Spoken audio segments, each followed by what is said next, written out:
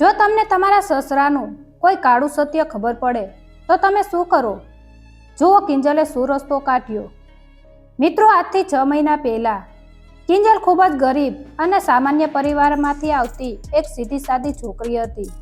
તેના લગ્ન સાગર સાથે થયા હતા. સાગર સ્વભાવે ખૂબ જ સારો અને શાંત છોકરો હતો. સાસુ કાંતાબેન પણ ખૂબ માયાળુ હતા. પણ આ ઘરમાં ફક્ત એક જ માણસની મરજી ચાલતી અને તે હતા જીવનદાસ. જીવનદાસ એટલે શિસ્ત, કડકાઈ અને ગુસ્સાનું બીજું નામ. તેમની સામે આંખ ઊંચી કરીને જોવાની કોઈની હિંમત નહોતી. તેમનો એક અવાજ પડે એટલે આખું ઘર કાપવા લાગતું. કિંજલ જ્યારે પરણીને આ ઘરમાં આવી ત્યારે તે ખૂબ જ ખુશ હતી. પણ થોડા દિવસોમાં તેને સમજાઈ ગયું કે આ ઘર કોઈ બંગલો નથી, પણ એક પ્રકારની જેલ જ છે, જેના જેલર જીવનદાસ છે. જીવનદાસ નાની નાની વાતોમાં બહુ ગુસ્સો કરતા. એક દિવસ સવારે કિંજલથી ચામાં થોડી ખાંડ ઓછી પડી ગઈ તો જીવનદાસે આખું ઘર માથે લીધું. તેમણે કિંજલને એટલું ખરાબ સંભળાવ્યું કે બિચારી કિંજલ આખો દિવસ પોતાના રૂમમાં બેસીને રડતી રહી. સાગર બધું જોતો હતો, પણ પિતાના ડરથી તે એક શબ્દ પણ ન બોલી શક્યો. કિંજલને લાગ્યું કે તેનું આખું જીવન હવે આ ડરમાં જ પસાર થશે. તે ચૂપચાપ બધું સહન કરતી રહી. પણ એક દિવસ કંઈક એવું બન્યું જેણે કિંજલના મનમાંથી જીવનદાસનો ડર હંમેશા માટે કાઢી નાખ્યો. ઉનાળાની બપોર હતી. ઘરમાં બધા જ લોકો પોતાના રૂમમાં આરામ કરતા હતા. કિંજલ રસોડાનું બધું કામ પતાવીને પોતાના રૂમ તરફ જઈ રહી હતી. રસ્તામાં જીવનદાસનો રૂમ આવતો હતો. રૂમનો દરવાજો થોડો ખુલ્લો હતો. અચાનક કિંજલના કાને એક અવાજ પડ્યો. એ અવાજ જીવનદાસનો જ હતો, પણ રોજ સિંહની જેમ ગર્જના કરતો એ અવાજ આજે સાવ દબાયેલો હતો. એ અવાજમાં કોઈ ગુસ્સો નહોતો, પણ એક અજીબ પ્રકારનો ડર હતો. કિંજલના પગ ત્યાં જ થંભી ગયા. તેણે દરવાજાની તિરાડમાંથી અંદર જોયું. જીવનદાસ ફોન પર કોઈની સાથે વાત કરી રહ્યા હતા. તેમના હાથ ધ્રુજી રહ્યા હતા અને કપાળ પર પરસેવો વળી ગયો હતો. તેઓ ફોન પર કરગરી રહ્યા હતા. જો ભાઈ, હું 2 હાથ જોડું છું, તું આવું ના કર. તને જેટલા રૂપિયા જોઈએ એટલા હું આપીશ, પણ પ્લીઝ આ વાત કોઈને ના કહેતો. જો મારા ઘરવાળાને આ વાતની ખબર પડશે તો મારી ઇજ્જત ધૂળમાં મળી જશે. મારો દીકરો મને નફરત કરવા લાગશે. તું માંગે એ કિંમત આપવા હું તૈયાર છું. કિંજલના આશ્ચર્યનો કોઈ પાર ન રહ્યો. જે માણસથી આખું ગામ થરથર કાપે છે તે આજે કોઈની સામે આટલો લાચાર કેમ છે? ફોન પર એવો તે કયો માણસ હતો જે જીવનદાસને બ્લેકમેલ કરી રહ્યો હતો? એવું તે કયું મોટું પાપ હતું જે જીવનદાસ દુનિયાથી છુપાવી રહ્યા હતા? કિંજલ આ બધું વિચારી રહી હતી. ત્યાં તેના હાથમાં રહેલો પાણીનો સ્ટીલનો ગ્લાસ છટકીને નીચે પડી ગયો. ખનનન કરતો મોટો અવાજ આવ્યો. ફોન પર વાત કરતા જીવનદાસે ઝબકીને દરવાજા તરફ જોયું. તેમની નજર સીધી કિંજલ પર પડી. જીવનદાસના ચહેરા પરનો રંગ સાવ ઉડી ગયો. તેમના હાથમાંથી ફોન નીચે પડી ગયો. કિંજલ અને જીવનદાસની નજર એક થઈ. થોડીવાર માટે તો સમય જાણે થંભી ગયો. જીવનદાસનો ચહેરો સાવ સફેદ પડી ગયો હતો, પણ તરત જ તેમણે પોતાનો ડર છુપાવવા માટે ગુસ્સાનો સહારો લીધો. તેઓ ઝડપથી દરવાજા પાસે આવ્યા. તેમની આંખો લાલચોળ થઈ ગઈ હતી. તું અહીં શું કરે છે? દરવાજા પાછળ ઊભા રહીને કોઈની છુપી વાતો સાંભળવાની તને બહુ ખરાબ આદત પડી ગઈ છે. જીવનદાસે એટલા મોટા અવાજે રાડ પાડી કે કિંજલ ત્યાં જ ધ્રુજી ગઈ. તેણે ડરતા ડરતા નીચું જોઈને કહ્યું, બાપુજી, હું તો રસોડાનું કામ પતાવીને મારા રૂમમાં જતી હતી. ગ્લાસ ભૂલથી હાથમાંથી છટકી ગયો. જીવનદાસે ગુસ્સાથી કહ્યું, જા અહીંથી, અને હવે પછી મારા રૂમની આસપાસ દેખાતી નહીં. કિંજલ ચૂપચાપ ત્યાંથી ચાલી ગઈ. પણ તેના મનમાં સવાલોનું એક મોટું વાવાઝોડું ચાલી રહ્યું હતું. જે બાપુજીથી આખું ગામ ડરે છે, તેઓ ફોન પર કોની સામે આટલા કરગરી રહ્યા હતા? એવું તે કયું પાપ છે જેની સજાથી તેઓ આટલા ડરી રહ્યા છે? કિંજલને આખો દિવસ કોઈ કામમાં મન ન લાગ્યું. સાંજ પડી અને રાત થઈ.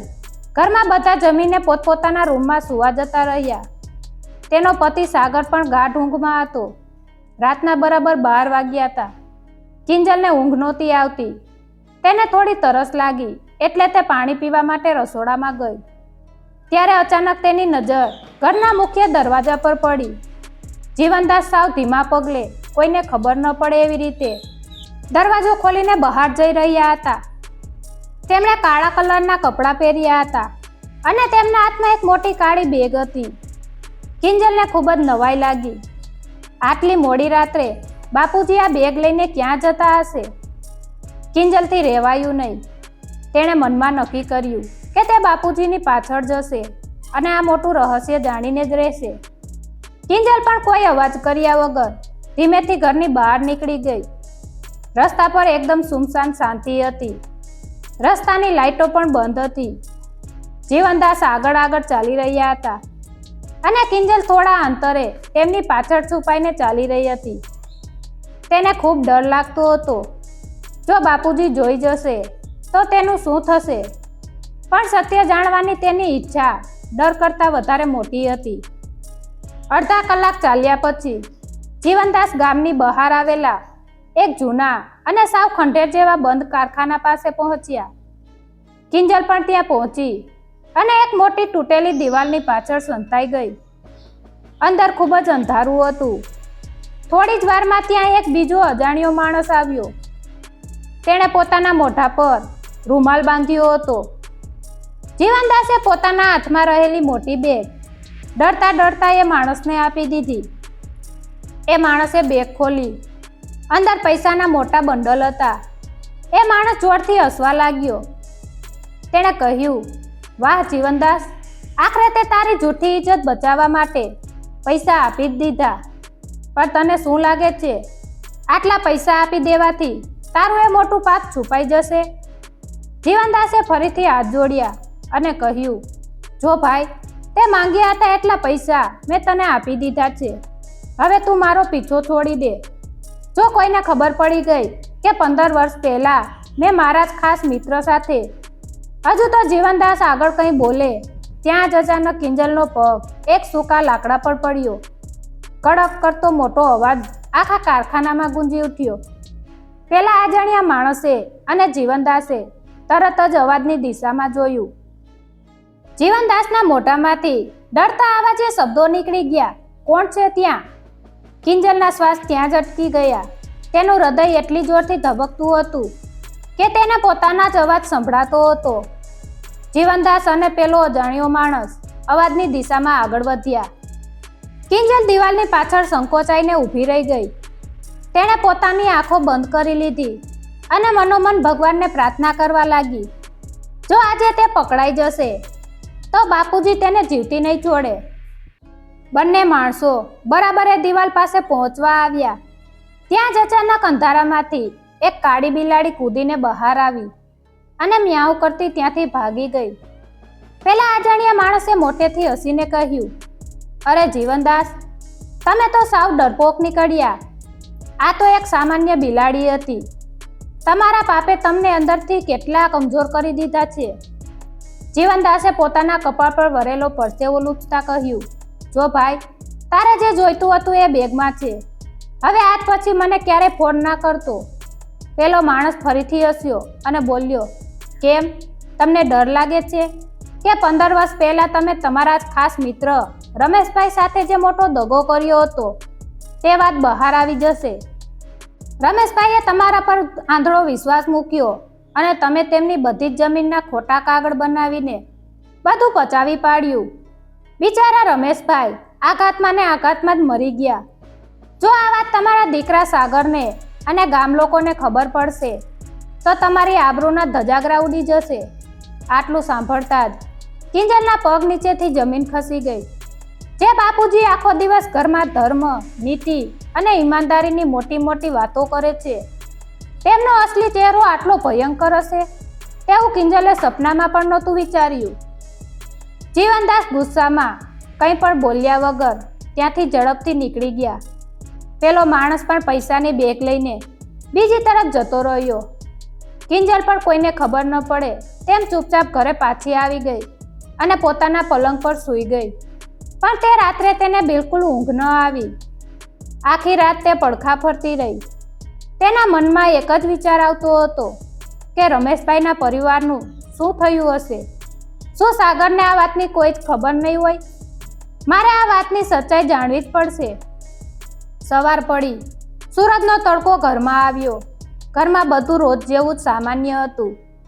જીવનદાસ એ જ જૂના ગુસ્સાવાળા ચહેરા સાથે છાપું વાંચી રહ્યા હતા, જાણે રાત્રે કંઈ બન્યું જ ના હોય. કિંજલ રસોડામાં ચા બનાવી રહી હતી. અચાનક ઘરના દરવાજાની ઘંટડી વાગી.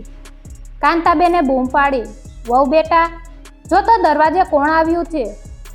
કિંજલ પોતાના હાથ લૂછતી દરવાજા પાસે ગઈ. તેણે જેવો દરવાજો ખોલ્યો કે તરત જ તેના હોશ ઉડી ગયા. સામે જે માણસ ઊભો હતો તેને જોઈને કિંજલ એટલી ગભરાઈ ગઈ કે તે બે ડગલા પાછળ ખસી ગઈ. આ માણસ બીજું કોઈ નહીં પણ એ જ અજાણ્યો માણસ હતો જે રાત્રે કારખાનામાં બાપુજીને ધમકાવી રહ્યો હતો. પણ અત્યારે તેના મોઢા પર કોઈ રૂમાલ બાંધેલો નહોતો અને તેણે ખૂબ જ સારા કપડાં પહેર્યા હતા. ત્યાં પાછળથી સાગર આવ્યો અને એ માણસને જોઈને ખૂબ ખુશ થઈ ગયો. સાગરે તેને ભેટીને કહ્યું, અરે મિત્ર, તું કેટલા વર્ષો પછી આપણા ઘરે આવ્યો છે. આવ, અંદર આવ. કિંજલ દરવાજા પાસે સાવ જડ થઈને ઊભી હતી. તેના મગજમાં જાણે કોઈએ હથોડો માર્યો હોય એવું તેને લાગતું હતું. રાત્રે જે માણસ અંધારામાં બાપુજીને ધમકાવીને પૈસાની બેગ લઈ ગયો હતો, એ જ માણસ અત્યારે ધોળા દિવસે તેના ઘરના ડ્રોઈંગ રૂમમાં સોફા પર બેઠો હતો. અને તેનાથી પણ મોટી નવાઈની વાત એ હતી કે સાગર તેને ખૂબ જ પ્રેમથી મળી રહ્યો હતો. આ બધું શું થઈ રહ્યું છે? કિંજલને કશું સમજાતું નહોતું. સાગરે કિંજલને બૂમ પાડી, કિંજલ, અહીં આવ. આ મારો બાળપણનો સૌથી ખાસ મિત્ર વિક્રમ છે. તે વર્ષો પહેલા ગામ છોડીને શહેરમાં જતો રહ્યો હતો. આજે આટલા વર્ષે પાછો આવ્યો છે. જા, જલ્દીથી 2 કપ સરસ મજાની ચા બનાવી લાવ. કિંજલ ધ્રુજતા પગે રસોડા તરફ ગઈ. ત્યાં જ સામેથી જીવનદાસ છાપું લઈને બહાર આવ્યા. સાગરે ખુશીથી કહ્યું, બાપુજી, જુઓ કોણ આવ્યું છે. મારો મિત્ર વિક્રમ. જીવનદાસે જેવી વિક્રમ સામે નજર કરી કે તરત જ તેમના હાથમાંથી છાપું નીચે પડી ગયું. તેમના ચહેરા પરનો રંગ સાવ ઉડી ગયો. તેમને પોતાની આંખો પર વિશ્વાસ નહોતો આવતો. જે માણસને રાત્રે પૈસા આપીને તેમણે છુટકારો મેળવ્યો હતો, એ માણસ સીધો તેમના ઘરમાં આવી ગયો હતો. જીવનદાસના પગ ધ્રુજવા લાગ્યા. વિક્રમ ઊભો થયો અને હસીને બોલ્યો, કેમ છો બાપુજી?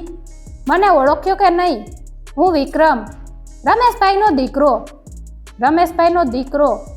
આ શબ્દો સાંભળીને રસોડામાં ચા બનાવતી કિંજલ ચોંકી ગઈ. તેને રાતની બધી વાત યાદ આવી ગઈ. એટલે કે વિક્રમ એ જ રમેશભાઈનો દીકરો છે, જેની બધી જમીન જીવનદાસે દગો કરીને પચાવી પાડી. જીવનદાસના ગળામાંથી અવાજ નહોતો નીકળતો. તેમણે પરાણે ઓઠ પર ખોટું સ્મિત લાવીને કહ્યું, હા બેટા, આવ, બેસ. વિક્રમ સોફા પર બેઠો અને જીવનદાસની સામે જોઈને એવી રીતે વાતો કરવા લાગ્યો જેમાં 2 અર્થ છુપાયેલા હતા. વિક્રમે કહ્યું, બાપુજી, તમે તો જરાય બદલાયા નથી. તમારો સ્વભાવ અને તમારી ઈમાનદારી હજુ એવા જ છે.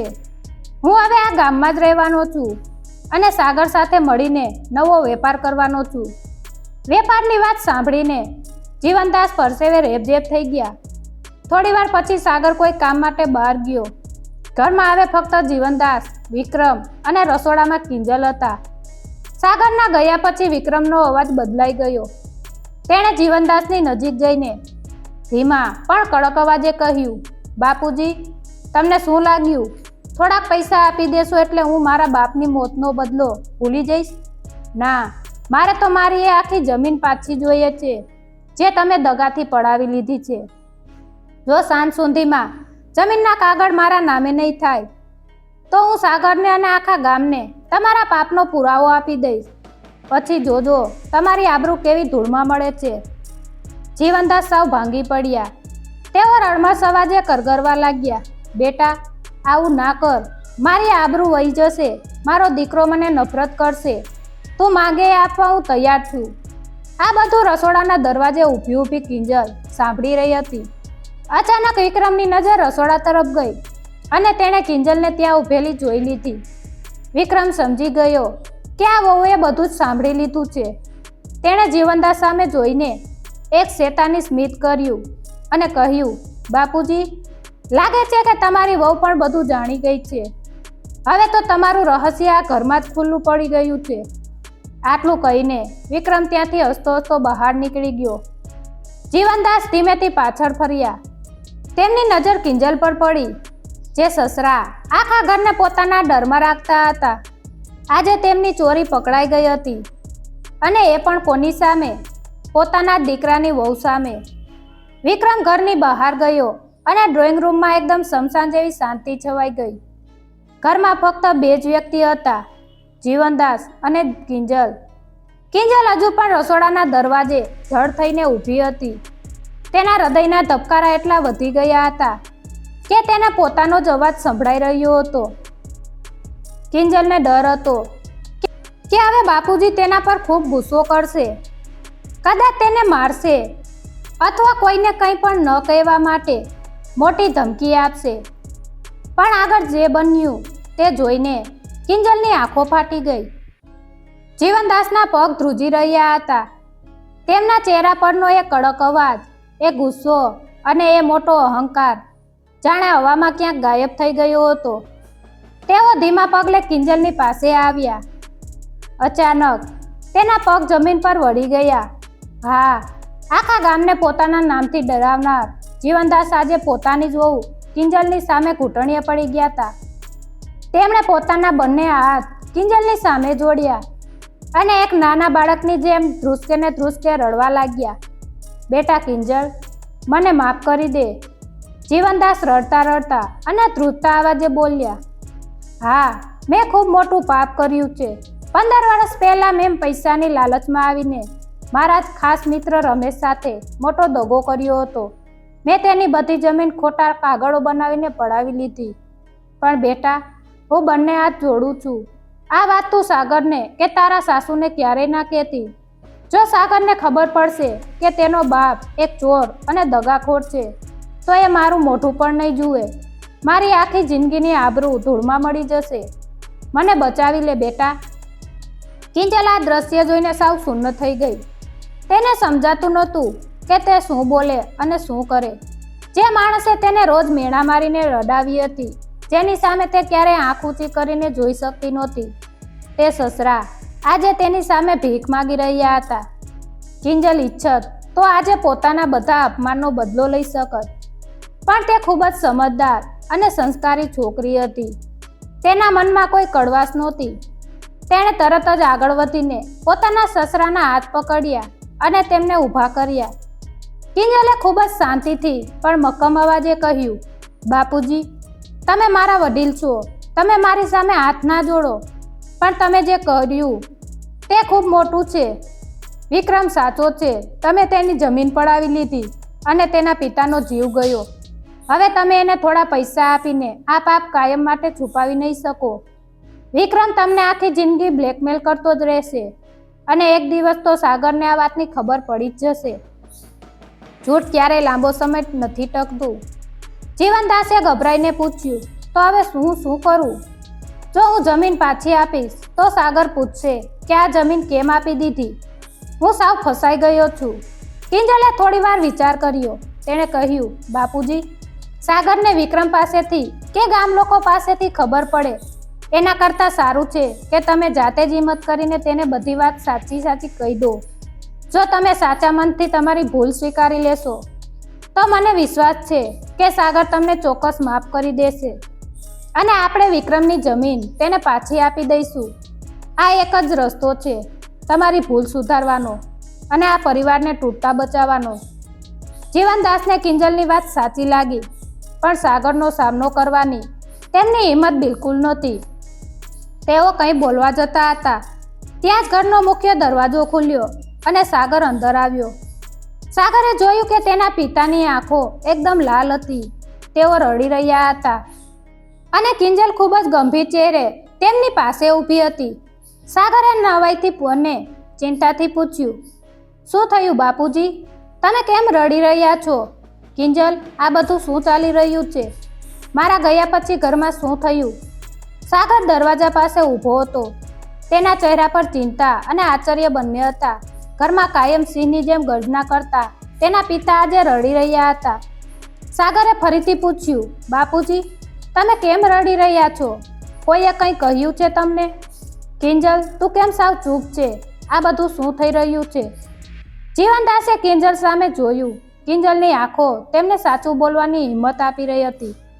જીવનદાસે ઊંડો શ્વાસ લીધો અને ધ્રુજતા અવાજે બોલવાનું શરૂ કર્યું. બેટા સાગર, આજે તારા પિતાની કસોટીનો દિવસ છે. મેં આખી જિંદગી તારાથી અને આ દુનિયાથી એક બહુ મોટું પાપ છુપાવીને રાખ્યું હતું. આજે સમય આવી ગયો છે કે હું તને બધું સાચું કહી દઉં. સાગર સાવ શાંત થઈ ગયો. જીવનદાસે 15 વર્ષ પહેલાંની બધી જ વાત સાગરને કહી દીધી. કેવી રીતે તેમણે પૈસાની લાલચમાં આવીને પોતાના મિત્ર રમેશભાઈ સાથે દગો કર્યો હતો. કેવી રીતે તેમની જમીન ખોટા કાગળો બનાવીને પોતાના નામે કરી લીધી હતી. અને કેવી રીતે હવે રમેશભાઈનો દીકરો વિક્રમ તેમને બ્લેકમેલ કરી રહ્યો હતો. આ બધું સાંભળીને સાગરને મોટો આંચકો લાગ્યો. તે પોતાના પિતાને ભગવાન માનતો હતો અને આજે એ જ ભગવાનની મૂર્તિ તેના મનમાં તૂટીને વિખરાઈ ગઈ હતી. સાગરની આંખોમાં આંસુ આવી ગયા. તે ગુસ્સા અને દુઃખ સાથે બોલ્યો, બાપુજી, તમે આ શું કર્યું? થોડા પૈસા માટે તમે કોઈનો જીવ લઈ લીધો? મને તમારા પર શરમ આવે છે. સાગર નિરાશ થઈને ત્યાંથી પોતાના રૂમ તરફ જવા લાગ્યો. પણ કિંજલે તરત જ તેનો હાથ પકડી લીધો. કિંજલે ખૂબ જ મધુર અને સમજાવટભર્યા અવાજે કહ્યું, સાગર, બાપુજીએ ખૂબ મોટી ભૂલ કરી છે. એ વાત સાવ સાચી. પણ આજે તેમણે પોતાની એ ભૂલ સ્વીકારી પણ લીધી છે. માણસ માત્ર ભૂલને પાત્ર. જો તેઓ ઈચ્છત તો હજુ પણ ખોટું બોલીને વાત છુપાવી શકતા હતા. પણ તેમણે સત્યનો રસ્તો પસંદ કર્યો. હવે આપણી ફરજ છે કે આપણે વિક્રમને તેની જમીન પાછી આપી દઈએ અને આ પાપમાંથી બાપુજીને હંમેશ માટે મુક્ત કરીએ. કિંજલની આટલી સાદી અને સમજદારીવાળી વાત સાંભળીને સાગરનો ગુસ્સો થોડો શાંત થયો. તેને સમજાયું કે કિંજલ સાચું કહી રહી છે. સાગરે તરત જ વિક્રમને ફોન કરીને ઘરે બોલાવ્યો. વિક્રમ જ્યારે ઘરે આવ્યો ત્યારે તેને લાગ્યું કે કદાચ જીવનદાસ તેને ફરીથી પૈસા આપવા માંગે છે. પણ જ્યારે સાગરે જમીનના અસલી કાગળો વિક્રમના હાથમાં મૂક્યા ત્યારે વિક્રમ પણ ચોંકી ગયો. સાગરે 2 હાથ જોડીને વિક્રમને કહ્યું, મિત્ર, મારા પિતાથી જે પણ ભૂલ થઈ ગઈ છે તેની હું તારી પાસે માફી માંગુ છું. આ તારી જમીન છે અને આજથી એ તારી જ રહેશે. પ્લીઝ તું અમને માફ કરી દે. જીવનદાસ પણ વિક્રમ સામે હાથ જોડીને ઊભા હતા.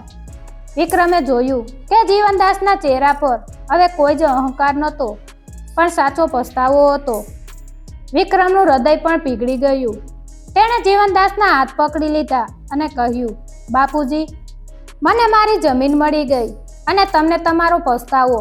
આજથી આપણી વચ્ચેની જૂની બધી દુશ્મની ખતમ. વિક્રમ ત્યાંથી ખુશી ખુશી વિદાય થયો. ઘરમાં એકદમ સાચી અને પવિત્ર શાંતિ છવાઈ ગઈ હતી. જીવનદાસે આગળ વધીને કિંજલના માથા પર હાથ મૂકીને આશીર્વાદ આપ્યા. તેમણે રડતા રડતા કહ્યું, બેટા, આજે તે આ ઘરને તૂટતા બચાવી લીધું. હું તને કોઈ દિવસ સમજી ના શક્યો અને તને બહુ હેરાન કરી. સાચે જ એક સંસ્કારી વહુ ઘરનો સાચો આધાર હોય છે. આજથી તું મારી વહુ નહીં પણ મારી દીકરી છે. કિંજલ પણ ખૂબ ખુશ થઈ ગઈ. જે ઘરમાં તે અત્યાર સુધી ડરતા ડરતા રહેતી હતી ત્યાં હવે તેને સાચો પ્રેમ અને સન્માન મળી ગયા હતા. મિત્રો, આ વાર્તા આપણને શીખવે છે કે જૂઠું ગમે તેટલું મોટું કેમ ના હોય, એક દિવસ તો તે બહાર આવી જ જાય છે. એટલે જીવનમાં હંમેશા સત્યના રસ્તે ચાલવું જોઈએ અને જો કોઈ પોતાના થયેલી ભૂલનો સાચા દિલથી પસ્તાવો કરે તો તેને માફ કરવાની મોટી ભાવના રાખવી જોઈએ.